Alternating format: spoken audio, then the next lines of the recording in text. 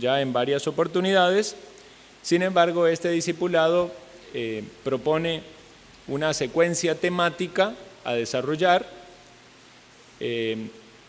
Obviamente hay veces que coinciden, que temas se repiten, pueden resultar un poco redundante, pero estamos abarcando todo este curso, entonces debemos pensarlo, por un lado, para nuestro propio beneficio espiritual. Quizás aquí hay personas que todavía no son miembros y anhelan ser miembros de la iglesia local, necesiten comprender, entender esto de una mejor manera. También porque este discipulado lo usamos en un sentido evangelístico y en un sentido para ayudar a las personas que vienen a Cristo o inician en la iglesia a que también puedan dar pasos de compromiso y hacerse miembros en la iglesia local. Entonces, hermanos, vamos a nuevamente considerar este asunto.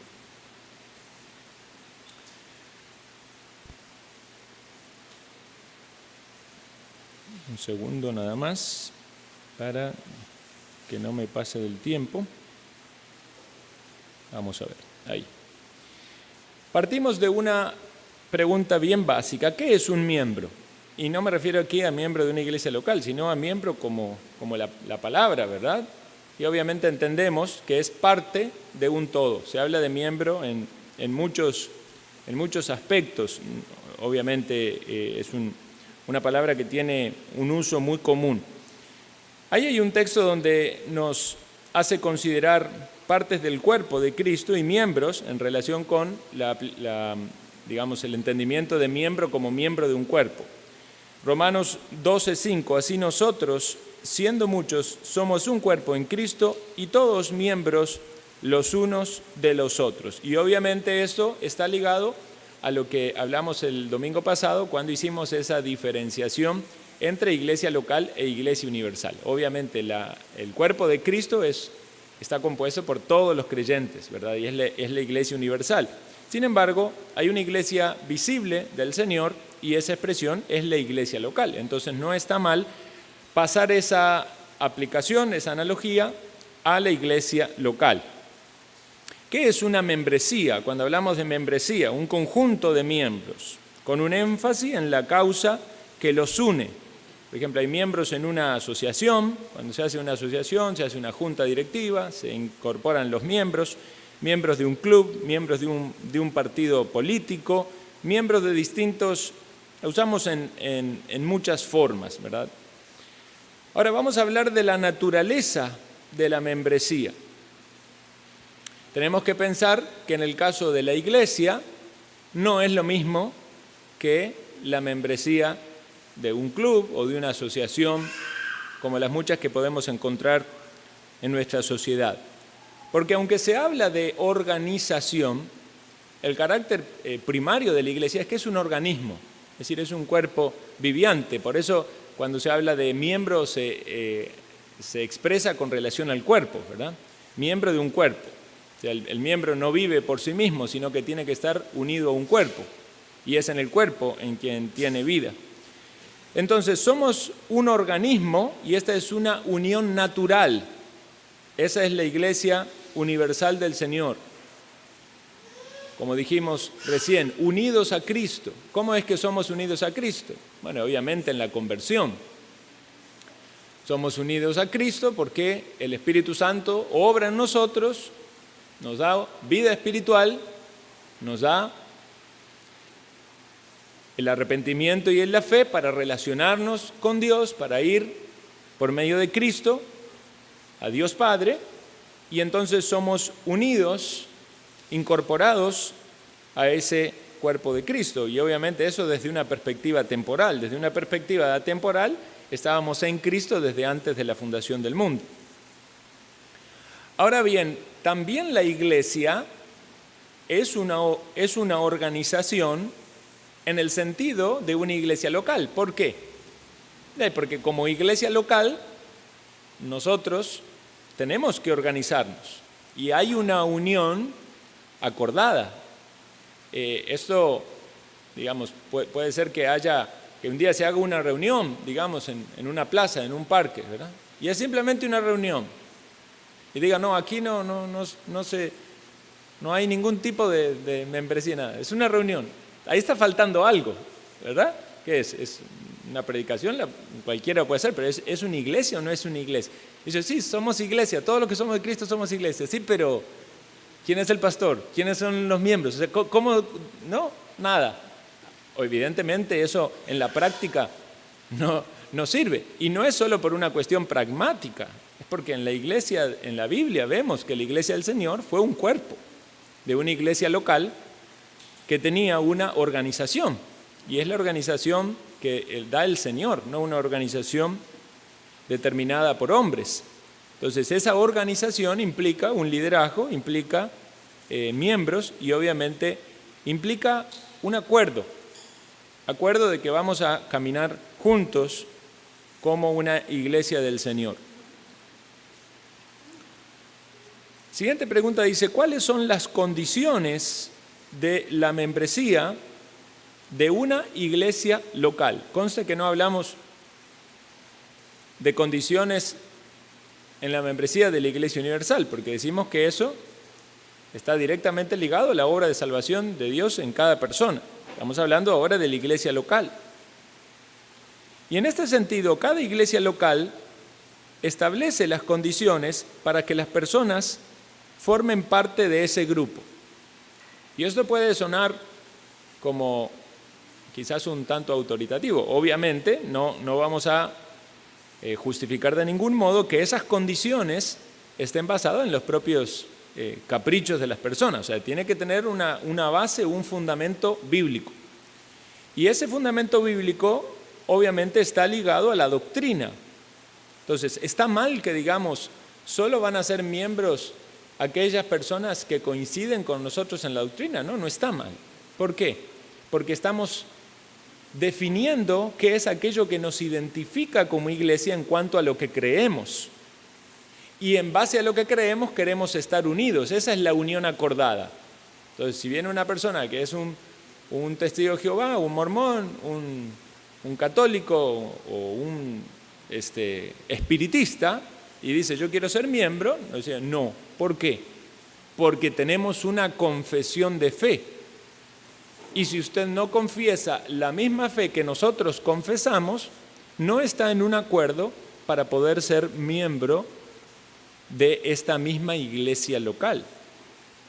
La persona puede decir, no, pero yo soy creyente, yo creo en el Señor, estoy unido a la iglesia, todo lo que quiera, pero lo que usted está confesando no coincide con lo que nosotros entendemos de la Escritura, por lo tanto, eso es una limitante. De ahí es que es tan importante que le decimos a las personas que nos visitan y que quieren conocer nuestra iglesia, que lean la confesión de fe, y obviamente este discipulado ha sido, en otra manera, otro enfoque, pero ha sido pasar por la confesión de fe en muchos temas. Y entonces aquellos que coinciden en los temas, bien, coinciden en el entendimiento que tenemos de la palabra y pueden avanzar en esa unión acordada. También la iglesia local tiene una constitución.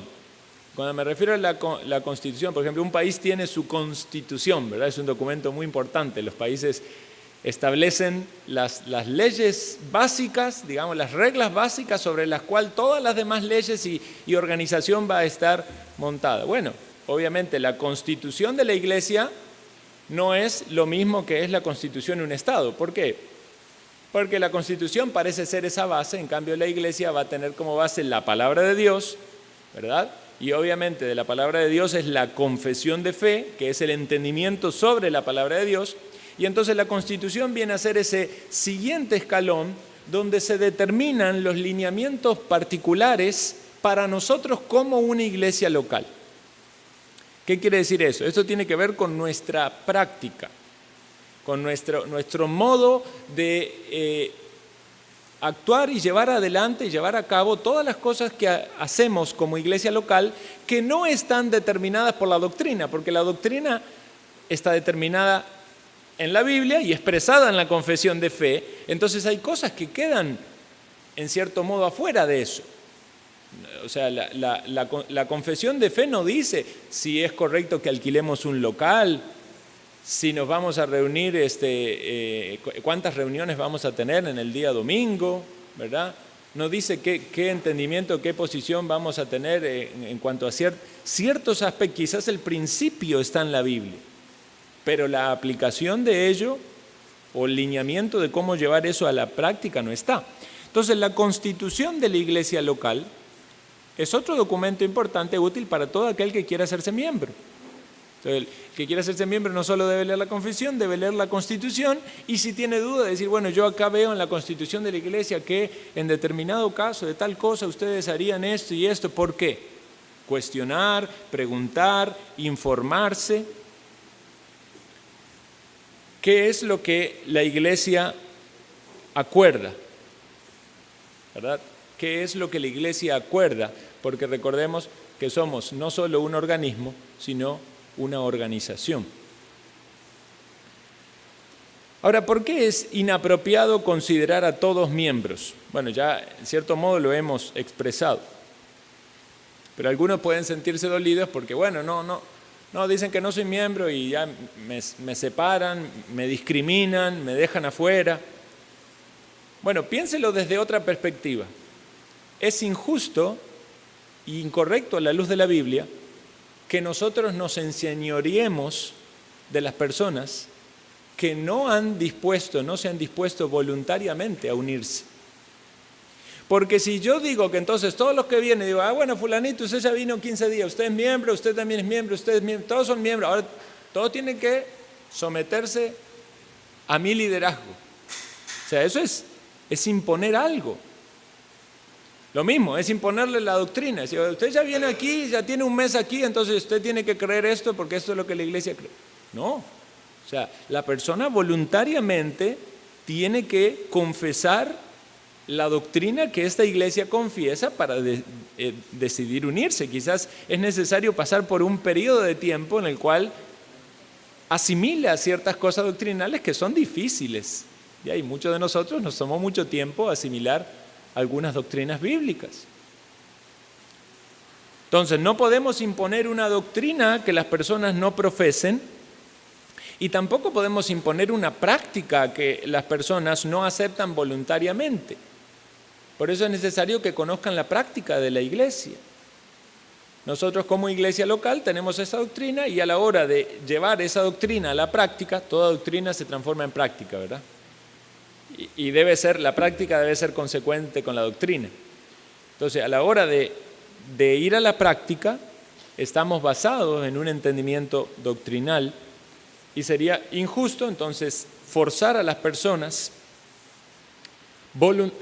a que hagan algo si no han dado su voto de compromiso y aceptación. Entonces, cuando la Biblia dice que los líderes de una iglesia local, pastores o ancianos, no deben enseñorearse de la grey, ahí hay una buena aplicación. Por eso la membresía, para que los líderes no se enseñoreen de las personas. Pero si usted voluntariamente quiere ser miembro y usted se está sometiendo a un pastoreo, entonces no puede entonces decir, no, pero usted, ¿quién es usted para decirme que las cosas se deben hacer así y así? Bueno, hermano, acordamos andar juntos conforme a esta doctrina y conforme a esta práctica, y siempre y cuando el liderazgo no se salga de esos lineamientos, entonces debe haber unidad y sumisión y disposición. Aspectos prácticos que hacen a la membresía necesaria. Considere esto. Primero, la obediencia al Señor, a la ordenanza del bautismo y de la cena del Señor. Estas son dos ordenanzas. Vamos a ver, después vamos a tomar un capítulo del curso sobre las ordenanzas, pero hoy en la tarde yo quiero también hablar sobre la cena del Señor, puntualmente acerca de la frecuencia de la cena del Señor. Entonces vamos a tener algunas exposiciones sobre la cena del Señor, pero ahora nada más lo vamos a ver así de forma superficial. Pero digamos, el bautismo es ese acto de obediencia al Señor con el cual la persona está dando un testimonio público de algo que sucedió en su interior antes del mismo acto del bautismo. Es decir, esa persona antes pasó de muerte a vida creyó en el Señor Jesucristo, se arrepintió de sus pecados, entonces vive una vida nueva y quiere dar ese testimonio público en ese acto de obediencia. Y entonces, eso se debe llevar a cabo en el contexto de una iglesia local. ¿Por qué? Porque ese testimonio debe ser dado públicamente, pero obviamente también, principalmente, de un testimonio de seguir a Cristo junto con otros creyentes. Es principalmente ante ellos que ese testimonio es dado porque se une a ellos en este caminar. Y obviamente es un testimonio al mundo porque está diciendo a aquellos que todavía están en tinieblas que pertenecía a ese grupo, pero Dios le cambió, Dios le salvó. Entonces, en muchos pasajes de la Biblia los bautismos son muy pronto luego a la conversión. Pero estamos hablando de una época donde aquellos que se convertían corrían riesgo de ser muertos por la fe. Entonces no había mucha duda de la veracidad de esos testimonios. Entonces por eso el bautismo era algo tan rápido. Hoy en día, y en un mundo que se autodenomina como cristiano, consideramos sabios que los pastores tomen el tiempo prudencial para poner en prueba si esa palabra o ese testimonio verbal que las personas dicen es real. Y entonces primero se le instruye a la persona sobre el bautismo, se le instruye sobre la iglesia local, se le explica, ¿verdad?, los aspectos básicos de la fe, y esta es la idea del discipulado, para que entonces si la persona coincide en este entendimiento y se quiere bautizar y quiere honrar al Señor, no esté eso separado de unirse a una iglesia local. Alguien puede decir, bueno, pero no hay nada en la Biblia para decir que el que se bautiza tiene que unirse a una iglesia local. Bueno, la pregunta es, ¿alguien que se bautizaba en el Nuevo Testamento, acaso se bautizaba y no se unía a una iglesia local? O sea, es más que obvio que ese era el paso, ¿verdad? Estaba en una iglesia local, se bautizaba para formar parte de esa iglesia local y manifestaba su compromiso de amor al Señor y servicio al Señor y comunión con los santos. Entonces, es importante tomar ese tiempo y guiar, instruir a las personas, y cuando se bautiza debe estar unido a la iglesia.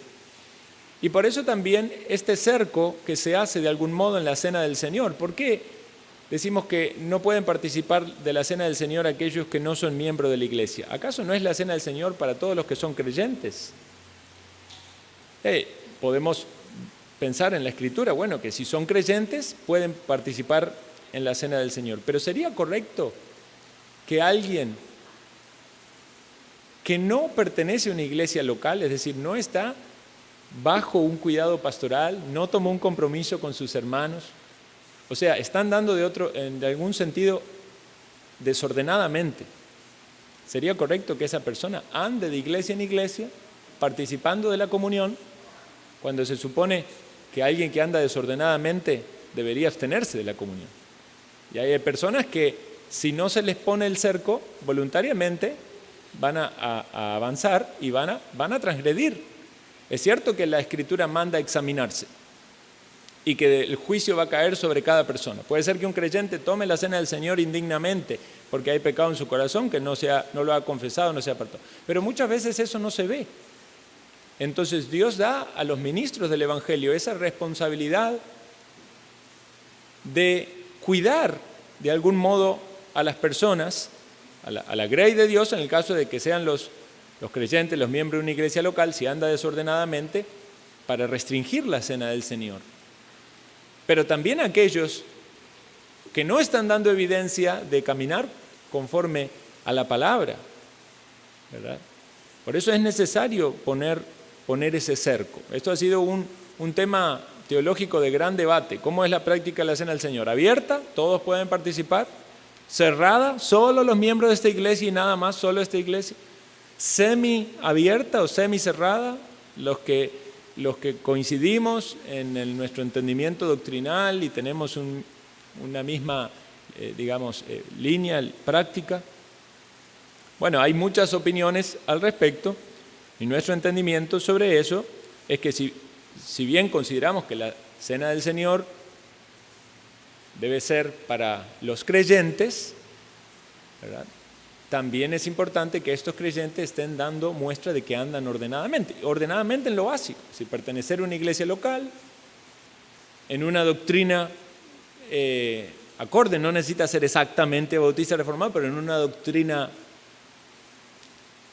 sana, ¿verdad? Y obviamente haber sido bautizado, haber avanzado en ese compromiso delante del Señor. O sea, que uno pueda saber que no le está dando la cena a alguien que anda desordenadamente, sino a alguien que tiene un cuidado pastoral. Por eso nosotros compartimos, abrimos la puerta a la cena del Señor a hermanos que vienen de otras iglesias, ¿verdad? El hermano de Los Lagos, el hermano de Bagace, de Miramar, no hay ningún problema. Si viene algún hermano de Estados Unidos, es una iglesia que nosotros conocemos la doctrina, ¿verdad? No tiene que ser exactamente igual, pero tenemos que tener algún parámetro sobre el cual vamos a tener una cierta conciencia tranquila de que no estamos abriendo demasiado ese cerco. Entonces, obviamente hay sumisión a un liderazgo bíblico. El que se une a la iglesia no puede unirse a una iglesia si dice, yo pienso todo distinto a lo que piensa el pastor o los pastores que hay. Tiene que haber una disposición a rendir cuentas. No me puedo hacer miembro de una iglesia y luego no querer rendir cuentas acerca de mi vida, de mi servicio. Y tiene que haber una sumisión a la disciplina eclesiástica, porque puede llegar este punto donde en el cuidado de los pastores sobre cierto hermano de la congregación se evidencian problemas que no son resueltos y tiene que haber una disposición a esa disciplina. No siempre la disciplina va a ser pública, algunas veces es privada, pero tiene que haber una disposición y sumisión a ellos. Si no, ¿verdad? Se pone en duda ese mismo compromiso voluntario de unirse. Entonces vamos a leer algunos párrafos de la confesión, porque la membresía está expresada en la confesión. En el capítulo 26, que trata sobre la doctrina de la iglesia, en el párrafo 8, habla de esta idea de iglesia como organización. Dice así: una iglesia local, reunida y completamente organizada, de acuerdo con la voluntad de Cristo, está compuesta por oficiales y miembros. Oficiales y miembros. Entonces, los oficiales son los pastores o ancianos o obispos, como le guste llamar, y también los diáconos. Nosotros estamos en un proceso en nuestra iglesia de confirmar en el oficio del diaconado a 2 hermanos que se han dispuesto para poder servir al Señor así oficialmente. Entonces, esta iglesia avanza en esa dirección de conformar ese modelo bíblico, ¿verdad? Un pastor, Dios mediante 2 diáconos, Dios quiera que el día de mañana también haya más diáconos, Dios quiera que se levante otro pastor o otros pastores y la iglesia pueda cumplir con lo que Dios establece en su palabra sin forzar las cosas. Entonces, ¿a quiénes debemos recibir como miembros? Aquellos que han estado suficiente tiempo para conocer la doctrina y la práctica de nuestra iglesia, o aquellos que provienen de una iglesia similar o de un entendimiento, ¿verdad?, bastante similar, con recomendación pastoral. Justamente se da el caso aquí con Esron y Maroli, ¿verdad?, que en estos días el pastor Ronnie envió la carta de recomendación para que nosotros les recibamos a ellos aquí en la membresía de nuestra iglesia, obviamente porque ellos también desean hacerlo, ¿verdad? Entonces ellos por mucho tiempo han estado viajando desde Ojancha hasta los lagos de Heredia. Imagínense lo que eso significa, ¿verdad? ¿Cuántos kilómetros son? ¿Cuántas horas? Son como 4 horas de viaje. 4 horas de viaje. Bueno, el hermano Fernando y Priscila iban a Barranca por mucho tiempo. Bueno, y ese esfuerzo ha sido grande, porque obviamente no había iglesia donde ellos estaban. Ahora, a causa de la iglesia aquí, entonces ellos deciden trasladar la membresía. Entonces esto es importante. Si viene alguien de otra iglesia y dice, es que nosotros pertenecemos a tal iglesia, nosotros tenemos que saber si esa persona salió ordenadamente. Porque hay gente que se pelea con el mundo y Raimundo y después viene otra iglesia y resulta ser un angelito, ¿verdad? Que hace un montón de cosas, es un líder. Pero no, usted salió ordenadamente, tiene un buen testimonio. ¿Salió por qué causas? Hay gente que sale por causas válidas, que sale por una doctrina equivocada, sale por un liderazgo desordenado, ¿verdad? Pero hay otros que salen por problemas porque no han querido someterse al liderazgo, de una mala manera de vivir.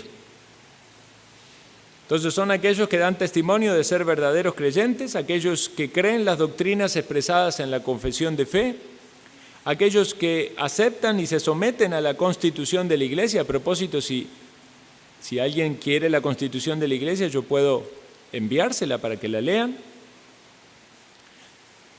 En algún momento vamos a tener que hacer, hermanos, yo lo había dicho ya antes de venir, que tenemos que hacer una revisión de la constitución de la iglesia, ¿verdad? La constitución de la iglesia, que el hermano Luke cuando estuvo aquí, ¿verdad? Él tomó de otras iglesias, también bautistas reformadas, es una buena constitución. Sin embargo, considero que sea bueno en algún momento hacer una revisión, ¿verdad? Y pulir algunas cosas que puedan ser mejoradas. Y es importante entonces que se dispongan a ser pastoreados. Ahora, ¿por qué los miembros deben dar testimonio público de su fe? Porque ustedes saben que cuando alguien se hace miembro de la iglesia, le pedimos que comparta su testimonio. Entonces, hay gente que dice, no, yo no quiero hablar en público, que me da vergüenza. Bueno, es cierto, para algunas personas, por su temperamento, por su forma de ser, puede ser un poquito incómodo tener que pararse, ¿verdad? Y compartir su testimonio. Por eso lo que le pedimos es que lo redacten y que lo puedan leer. Aquí Priscilita Guevara ya redactó su testimonio, ¿verdad? Me lo pasó, lo revisamos. Un día de esto ella va a leerlo para que todos ustedes sepan la obra que Dios ha hecho en Priscila, ¿verdad? Y posteriormente le recibamos en la membresía. Entonces, eso es necesario. Queremos conocer de boca de la propia persona lo que Dios hizo, ¿verdad? Porque es algo abierto cómo se maneja la membresía. No es que el pastor dice a quién sí, a quién no, no. O sea, si hay alguien que dice ser de Cristo y cumple con los requisitos determinados, entonces venga aquí, comparta con la congregación. Y si fuera que hay alguna razón de mal testimonio de esa persona, entonces va a ser puesto en evidencia que lo que esa persona está diciendo no es así, y algún hermano o persona puede acercarse y decir, vea, la persona esa dice que es creyente, pero esto y esto, y entonces ahí la iglesia tiene el derecho de frenarse, pausar, ¿verdad?, esa recepción hasta que se resuelvan todas las intrigas. Puede haber acusaciones falsas, obviamente, pero mayoritariamente lo que pasa, ¿verdad?, cuando nosotros procuramos manejar estos procesos de manera cuidadosa, ¿verdad? No estamos como muy desesperados para decir, venga, que se una mucha gente, queremos tener una iglesia grande. Ojalá tuviésemos una iglesia muy grande, pero queremos que se unan piedras vivas, verdaderos creyentes. Entonces, como decía un autor, en cuanto a la membresía, es una puertita pequeña la de entrada y una puerta grande la de salida. O sea, si hay gente que no quiere estar aquí, que no coincide con la doctrina o que son divisivos o algo así, la puerta es grande, ¿verdad? Pero si usted quiere entrar, entonces tiene que entender de qué manera consideramos que es prudente hacerlo. Entonces es un compromiso voluntario y un compromiso asumido públicamente. Por eso si el día de mañana alguien se va desordenadamente, todos van a recordar el momento de ese compromiso. Y si alguien se quiere ir, que lo haga ordenadamente. Entonces también públicamente puede salir cuando hay causas válidas para hacerlo, ¿verdad? Vamos a ver varios textos, hermanos, para argumentar con este aspecto. Por ejemplo, mucha gente ha cuestionado ¿dónde dice la Biblia que tienen que dar testimonio público? Bueno, estoy explicando las causas, ¿verdad? Las razones. Pero vamos a ver, por ejemplo, el apóstol Pablo, cuando cuenta su testimonio. Allí aparece en Hechos 22 y en Hechos 26, 2 veces. Ya tocamos el tema del testimonio, pero vean cómo el apóstol Pablo usó el testimonio como una manera de decir quién él era y su compromiso con Cristo, y también como un medio evangelístico. En Romanos 10:9 dice que si confesares con tu boca que Jesús es el Señor y creyeres en tu corazón que Dios le levantó de los muertos, serás salvo. Bueno, no estamos diciendo que tienen que contar el testimonio para ser salvo, ¿verdad? Es un mal entendimiento del texto. Pero sí estamos diciendo que el creyente no tiene ningún problema de confesar con su boca que Jesús es el Señor, porque en esa época la gente decía, César es el Señor. Entonces el creyente tenía que decir solamente, Jesús es el Señor. Y eso es una lealtad exclusiva a Jesucristo. Entonces nadie que tenga una lealtad dividida puede decir que Jesucristo es salvo, ¿verdad?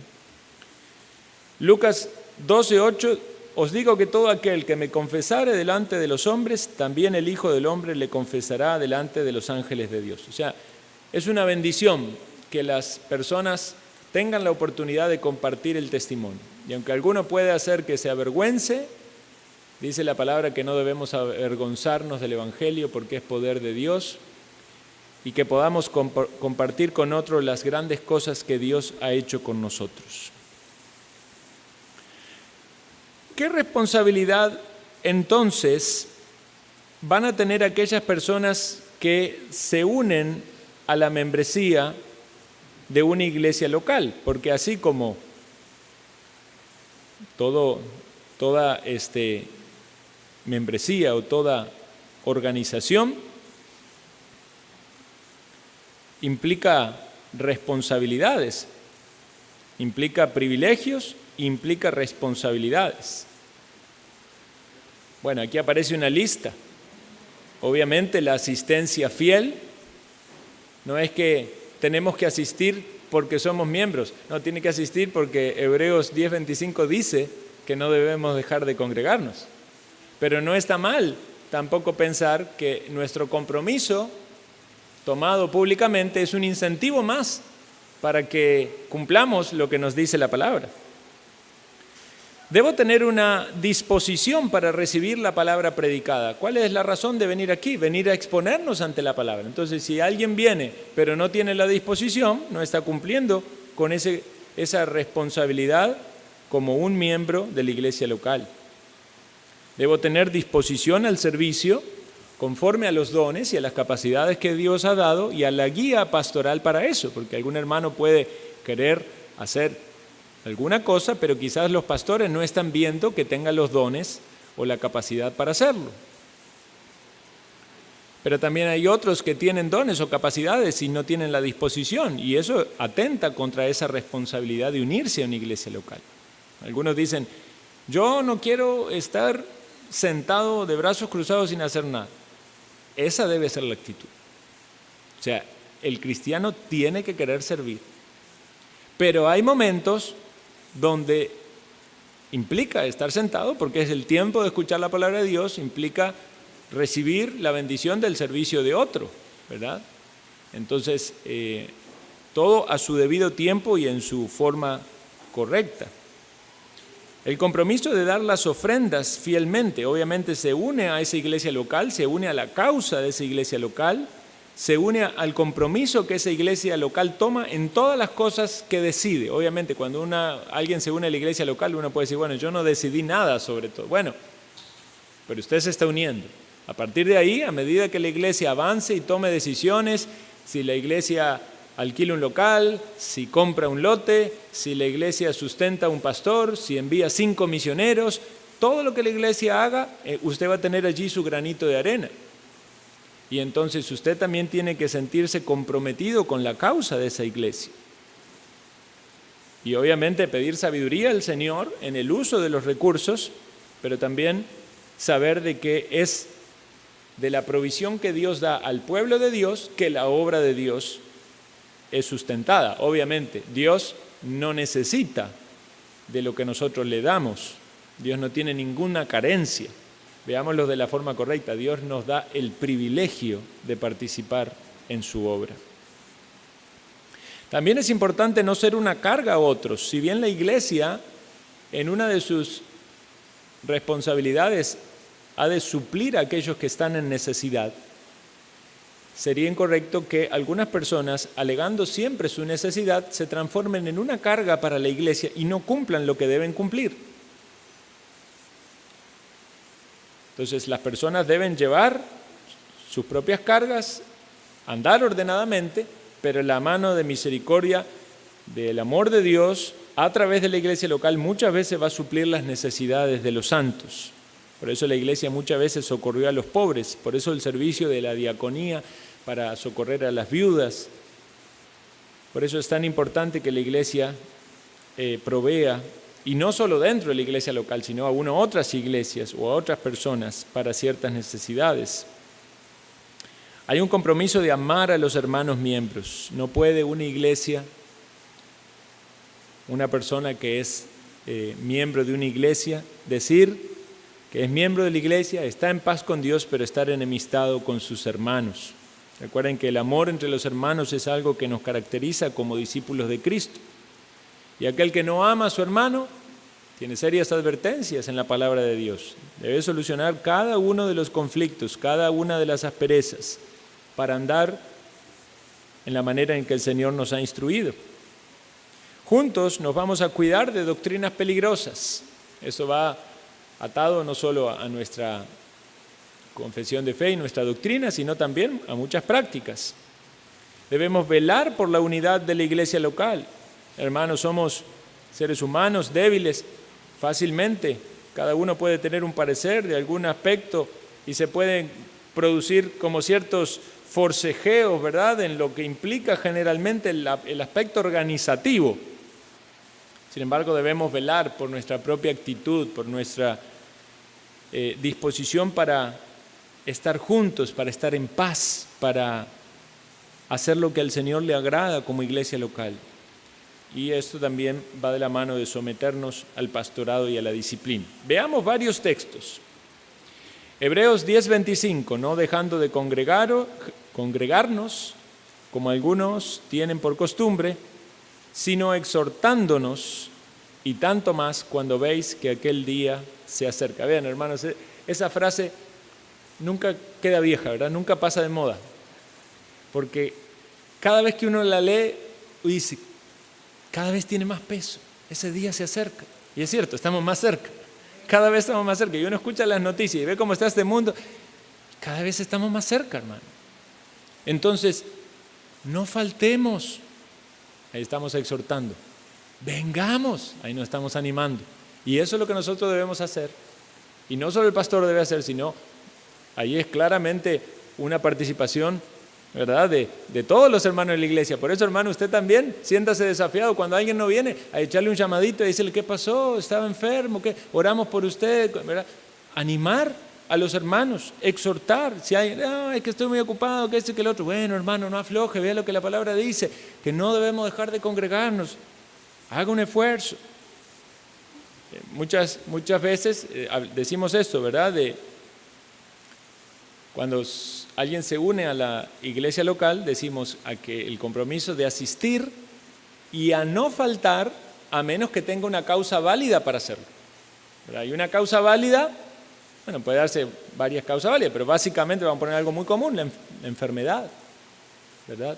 Por cuestión de enfermedad es una causa válida. Yo no puedo obligar a una persona que está enferma, que se siente mal, a venir a la iglesia, sería injusto hacerlo. Yo mismo me enfermo y no puedo venir, ¿verdad? Pero debemos tener cuidado con nuestro engañoso corazón, porque puede ser entonces que uno argumente la causa válida cuando hay otra motivación. No, bien, hermano, que me sentía muy mal, me dolía mucho la cabeza. ¿Era realmente eso? Puede ser que sí le dolía un poquito la cabeza, pero en otras circunstancias hubiera venido igual. Había otra causa allí que llevó en ese corazón engañoso a justificarse detrás de eso, ¿verdad? Y ni que hablar de cuando se presenta una causa que no es válida. No vine porque me fui de paseo, me fui a la mejenga, ¿verdad? Porque me vino visita. O sea, muchas veces no somos firmes para cumplir lo que el Señor nos ha mandado cumplir. Y en este mandamiento también se pone en evidencia. Entonces, necesitamos a veces el ánimo, que alguien nos punce un poquito y decir, bueno, pero ¿está siendo firme usted en asistir y en no dejar de congregarse? Santiago 1:21 dice, por lo cual desechando toda inmundicia y abundancia de malicia, recibid con mansedumbre la palabra implantada, la cual puede salvar vuestras almas. Esto tiene que ver con la disposición para recibir la palabra. Debemos analizar nuestra actitud ante la palabra que nos es presentada. Porque si notamos alguna, esto es muy interno, ¿verdad? Pero si notamos una actitud incorrecta, algunas veces se hace visible. Algunas veces se hace visible porque uno ve, digamos, en los rostros de la persona, que la persona está dispersa, que la persona está dormida, soñolienta. Pueden ser otras causas, ¿verdad? Puede ser que está enfermo, puede ser que no durmió bien la noche anterior, pero puede ser que esté sonriendo y esté asintiendo, pero no haya una actitud correcta para recibir con mansedumbre la palabra implantada. Y está entrando por un oído y saliendo por el otro. Romanos 12:11, en lo que requiere diligencia, no perezosos, fervientes en espíritu, sirviendo al Señor. O sea, el servicio debe ser algo que nos caracterice en aquello que podemos hacer y que el Señor pone en nuestro corazón a hacer. Y muchas veces hay cosas que quizás no sean del todo de nuestro agrado, pero hay una necesidad que suplir. Y entonces podemos disponernos a hacerlo para el Señor. Fervientes, no perezosos, con diligencia. Gálatas 5:13, porque vosotros, hermanos, a libertad fuisteis llamados, solamente que no uséis la libertad como ocasión para la carne, sino servíos por amor los unos a los otros. O sea, cuidando aquellas cosas en las que podemos ser de tropiezo a nuestros hermanos, pero buscando servirnos con la base del amor. Sobre las ofrendas, este texto bastante conocido, cada primer día de la semana, cada uno de vosotros ponga aparte algo según haya prosperado, guardándolo para que cuando yo llegue no se recojan entonces ofrendas. El texto es muy puntual de la aplicación que le da el apóstol Pablo a la iglesia de Corinto, pero podemos tomar el principio y lo aplicamos a nuestra iglesia. Ahí hay un arca, se recogen las ofrendas voluntariamente el domingo. Si usted lo quiere hacer en el culto porque usted siente que eso es parte de esa adoración en el momento del himno, párese y vaya y hágalo, está bien. Si alguien quiere hacerlo por otro canal, por otro medio, si usted es válido, consideramos que es válido, puede entonces participar en este privilegio, con orden, con organización, pero voluntariamente. Dice, no es que busque dádiva, sino que busco fruto que abunde en vuestra cuenta. Entonces recordemos, hermanos, que no es una cuestión de, ay, que soy miembro, es que yo tengo que dar ofrenda. No, acá nadie obliga a nadie. El que nos impone esto, en un sentido, es el Señor por la instrucción del principio, pero más bien nos está dando un privilegio. El Señor quiere que abunde fruto, ¿verdad? Y no es lo mismo que negociar con Dios, no es lo mismo que darle para que me dé, ¿verdad? No, el Señor me da el privilegio de que yo le dé, y cuando yo le doy a Él de lo que Él me da, estoy practicando, ¿verdad?, la gratitud, estoy practicando la bondad y estoy colocando esa inversión que es celestial, ¿verdad? Si el Señor quiere bien en esta vida prosperarme, amén. Si no me prospera, amén, pero yo quiero ser fiel porque eso tiene que ver con honrarle a Él. Segunda Tesalonicenses 3:6, pero os ordenamos, hermanos, en el nombre de nuestro Señor Jesucristo, que os apartéis de todo hermano que ande desordenadamente y no según la enseñanza que recibiste de nosotros. Versículo 11, porque oímos que algunos de entre vosotros andan desordenadamente, no trabajando en nada, sino entremetiéndose en lo ajeno. Y esto tiene que ver con lo que dijimos de no ser cargas. Imagínense que alguien diga, no, yo no trabajo, me voy a dedicar todo el día a andar predicando en las calles y entregando tratados. A ver, si esa persona es un ministro del Evangelio, si es llamado por Dios, si tiene los requisitos bíblicos y si es reconocido en la iglesia local, y si la iglesia local ve en él esos dones y esas capacidades para que lo haga, amén. Sería maravilloso que haya un anciano de nuestra iglesia haciendo eso. Y a mí también me encantaría haciendo eso, si hubiera otro anciano que estuviese abocado a la enseñanza de la iglesia. Pero esa persona, para poder hacer eso, tiene que tener su aporte, su sustento. Pero no cualquier persona puede hacer eso y después ir a la casita de los hermanos y pedirle comida. Eso es desorden. Por eso el apóstol Pablo dice que había renunciado a su derecho de ser sustentado y trabajaba con sus propias manos cuando estaba en la iglesia en Corinto, no solo para sus necesidades, sino para las de los que estaban con él. O sea que su grupo misionero estaba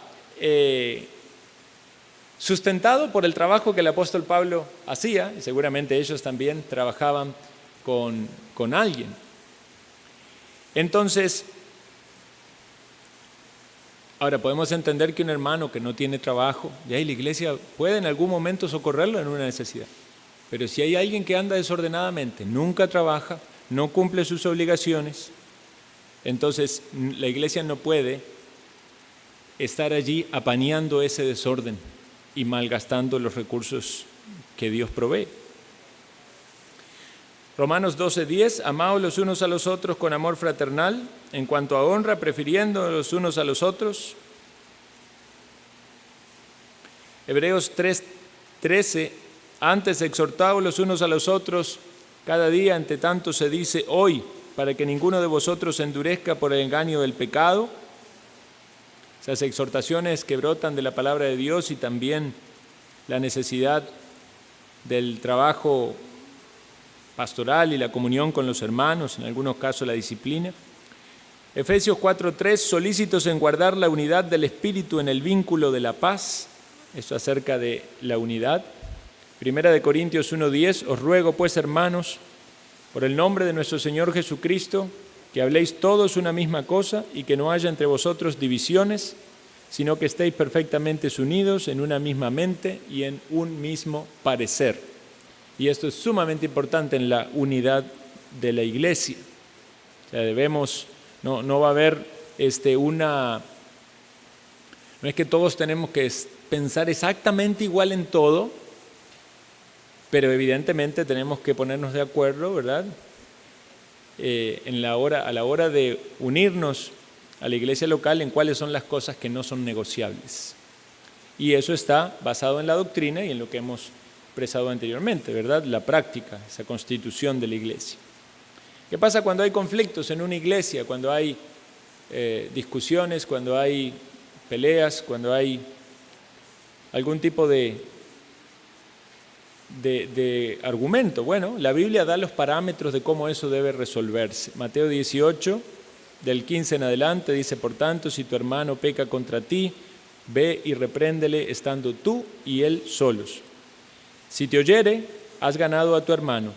Mas si no te oyere, toma aún contigo a uno o dos, para que en boca de 2 o 3 testigos conste toda palabra. Si no los oyere a ellos, dilo a la iglesia. Y si no oyere a la iglesia, tenle por gentil y publicano. De cierto os digo que todo lo que atéis en la tierra será atado en el cielo, y todo lo que desatéis en la tierra será desatado en el cielo. Y el contexto de lo que este versículo está describiendo es el proceso, los pasos que deben tomarse para la resolución de conflictos en una iglesia y evitar la disciplina eclesiástica. Y ese es el último paso ya. Cuando la iglesia pone en evidencia que hay alguien que no tiene un corazón arrepentido, no quiere resolver sus conflictos, no quiere andar en unidad. Obviamente ahí está expresado como de una manera muy concreta, muy rápida. Eso no es todo en un día, ¿verdad? Lleva su tiempo, porque lo que queremos por medio de la disciplina es la restauración de las personas, no sacar a las personas, sino que sean confirmadas en la fe y en su compromiso delante de Dios. Ahora bien, ¿qué responsabilidades tienen los pastores de una iglesia para con los miembros? Dijimos que la iglesia estaba compuesta por oficiales y por miembros, y los pastores, como los oficiales de la iglesia, deben velar por las almas de los miembros, Es decir, que debe haber una preocupación del estado espiritual de cada uno de los miembros, orar por ellos, alimentarlos espiritualmente, cuidarlos espiritualmente de los peligros que pudiese haber, tanto doctrinales como del engaño de pecado, de las tentaciones. Y obviamente esto va a tener un énfasis en aquellos que son miembros porque son aquellos que voluntariamente tomaron el compromiso. Sin embargo, no significa esto de que no haya un interés también por aquellas personas que no forman parte de la membresía. O sea, realmente deseamos poder ayudarles, sobre todo cuando uno ve esa disposición a dar pasos para estar ordenadamente. Obviamente uno oramos por todos los hermanos, ¿verdad? A veces nos preocupamos por alguna persona que necesita guía, consejo espiritual. Nadie le va a decir, no, usted no es miembro, yo no. Queremos ir más allá, pero hay una responsabilidad mayor con aquellos que han tomado un compromiso. El alimento espiritual que se da en la enseñanza de la palabra de Dios es para todos, y el cuidado obviamente se quiere tener con todos, pero sobre todo aquellos que forman parte voluntariamente de ese rebaño, porque la iglesia avanza y las decisiones que toman van en dirección de ese gobierno o ese liderazgo que es sobre la iglesia local, una vez más, constituida por los miembros. Los ancianos o pastores cumplen este rol de liderazgo, también los diáconos en el área del servicio, los ancianos en el área de gobierno y espiritual. Por eso la Escritura dice esto. A algunos no les gusta esa idea, ¿verdad? Por los malos testimonios que han surgido en el paso del tiempo de tantos pastores que han actuado mal, con abuso de poder, o que han sido codiciosos de ganancias deshonestas, y entonces hay un rechazo hacia la autoridad, hacia el liderazgo. Pero no podemos, por esos malos ejemplos, atentar contra aquello que Dios ha instituido en su palabra del liderazgo bíblico. Por eso en Hebreos 13, 17 dice, obedeced a vuestros pastores y sujetaos a ellos porque ellos velan por vuestras almas, como quienes han de dar cuenta. Es decir, los pastores han de dar cuenta a Dios por el cuidado espiritual de los miembros. La responsabilidad del pastor es velar por las almas. Entonces, obviamente esta obediencia y esta sujeción está limitada por Dios en cuanto a lo que Dios le manda a un pastor hacer. Digamos, no es obediencia en todo, ¿verdad? No es que yo digo que cómprese un carro de color rojo porque el verde no me gusta. No, ahí no tiene que obedecer nada. Es en el ámbito bíblico, espiritual, en aquello en que hay incumbencia. Esa es la responsabilidad, persistir en la oración, el ministerio de la palabra. Pablo le dice a Tito, pero tú habla lo que esté de acuerdo con la sana doctrina. Ahí está la enseñanza, la instrucción, el alimento espiritual. El mismo Pablo dijo, no he rehuido de anunciaros todo el consejo de Dios. Es el consejo de Dios por boca del siervo para alimentar a la grey, para apacentar a la grey, dice Pedro, que está entre vosotros, cuidando de ella, no por fuerza, sino voluntariamente, no por ganancia deshonesta, sino con ánimo pronto.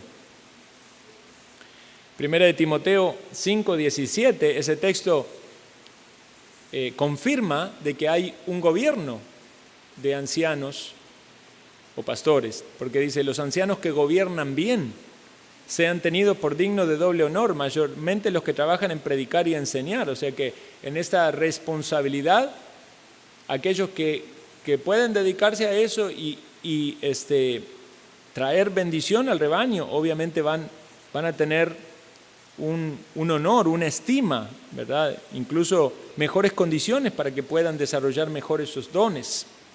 Por eso también se pone como un requisito que gobierne bien su casa. Por eso, si gobierna bien su casa, porque así ha de gobernar o cuidar la iglesia de Dios, el gobierno ligado al cuidado. Veamos ahora razones para evitar o retrasar hacerse miembro de una iglesia local. Porque hay personas que pueden llegar y decir, sí, esta es la iglesia de mis sueños, yo quiero hacerme miembro ya. Bueno, tome su tiempo, conozca la doctrina, esa es la necesidad, expóngase a la palabra de Dios, conozca la práctica de esta iglesia, conozca la doctrina, vea que está de acuerdo con el liderazgo, ¿Qué pasa cuando alguien tiene inseguridad acerca de su salvación? No sabe si Dios le ha salvado o no. A veces uno lo percibe eso en las oraciones. Hay gente que parece ser que es salva y de repente está pidiendo por su salvación. Entonces uno se queda como, pero ¿cómo? ¿Es salvo o no es salvo? La salvación no se pierde, ¿verdad? Entonces, o Dios le salvó o todavía no le salvó y usted está esperando que la gracia de Dios se manifieste en su vida y tener ustedes, bueno, es que pasan por inseguridad de salvación. Entonces, la inseguridad de salvación debe resolverse, porque precisamente cuando uno se bautiza, uno está dando un testimonio público de algo que está convencido. Si no, ese testimonio es como ir ante un juez y cuando va a dar el testimonio dice, bueno, yo no sé si sí o si no, ¿verdad? Entonces, ¿qué va a decir el juez? No, esto no lo puedo considerar como un argumento válido, como una evidencia. Entonces, cuando usted se bautiza, está diciendo, el Señor me salvó, limpió mis pecados, estaba muerto y ahora estoy en Cristo y quiero servirle y quiero honrarle. Si usted está en esa inseguridad de salvación, ore al Señor. Clame pidiéndole que el testimonio de Dios por su palabra, por el Espíritu Santo en su vida le dé esa seguridad de que ha sido salvo, si es que ha sido salvo, y si no ha sido salvo, que le salve, porque está a tiempo todavía en esa situación para clamar al Señor mientras le da vida, de que le salve y pueda tener esa convicción. Entonces, si alguien está inseguro, es motivo para frenarse. Pero muchas veces las personas están inseguras porque están cayendo en pecado recurrentemente y no están tratando al pecado como deben tratarlo. Entonces, es casi inevitable que la caída recurrente en el pecado va a llenar ese corazón de inseguridad y esa conciencia va a estar manchada y entonces va a decir, ¿soy de Cristo o no soy de Cristo? Porque si soy de Cristo no debería vivir de esta manera. Ahora, creemos que los creyentes pueden caer en pecado. Lo que dice la palabra de Dios es que un creyente no puede vivir en el pecado. O sea, no puede ser su estilo de vida constantemente en el pecado. El creyente puede tropezar y va guiado por el Espíritu de Dios al arrepentimiento. Y vuelve a la comunión con el Señor y quiere andar en santidad y en pureza. Y sí, ahí puede haber otro tropiezo. Digamos, como dice un libro, ¿verdad? 3 pasos para adelante, 2 pasos para atrás, pero hay un avance continuo. No es que está siempre igual, siempre estoy esclavo del pecado, siempre estoy esclavo de esos vicios, siempre estoy esclavo de esa debilidad. Puede ser entonces que Dios todavía no le haya salvado y entonces por eso está tan inseguro. ¿Ha tratado usted con esos pecados que le generan inseguridad? Porque eso puede acorralarlo hacia la salvación que es en Cristo. Si usted no está mortificando los pecados que le generan inseguridad, la inseguridad va a seguir ahí. Y no se va a poder hacer miembro con una limpia conciencia porque todavía no sabe de qué lado está. Si está al lado del mundo, está al lado de Cristo. Si quiere honrar a Cristo o quiere disfrutar de los placeres temporales del pecado. Entonces tiene que analizar su arrepentimiento y clamar a Dios para que Dios le dé un verdadero arrepentimiento y un cortar con las cosas de la vida pasada. Ahora hay tipos de membresía, ya casi vamos terminando para pasar al receso. Hay tipos de membresía, hay membresías regulares, digamos la membresía regular, cualquier persona que decide unirse a nuestra iglesia en el pleno entendimiento, ¿verdad?, de las responsabilidades, del compromiso, sin ningún tipo de restricción. Hay gente que se va a unir a la iglesia por una cuestión temporal. Digamos que alguien viene a trabajar aquí a Liberia y entonces no es que quiere definitivamente vivir aquí, sino que va a estar por cierto tiempo. Entonces, si hay una comunicación de la iglesia donde pertenece, con nuestra iglesia, hay un entendimiento doctrinal, entonces podemos recibir a un miembro asociado o un miembro temporal. Pero esa persona luego va a volver y va a continuar en su iglesia local. Los miembros regulares se hacen miembros porque ya quieren entonces estar en la iglesia de manera definitiva.